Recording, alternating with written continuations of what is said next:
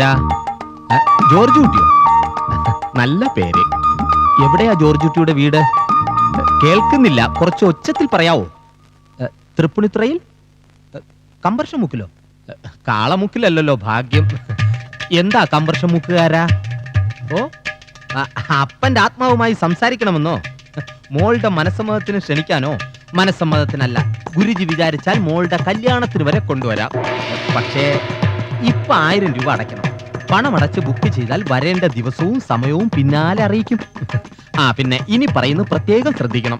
അപ്പച്ചന്റെ പേര്, മരിച്ച തീയതി, എത്രാമത്തെ വയസ്സിലാ കാഞ്ഞു പോയത്, അവസാനം കുളിപ്പിച്ച ആളുടെ പേര്, ഇതൊക്കെ നേരത്തെ പറയണം.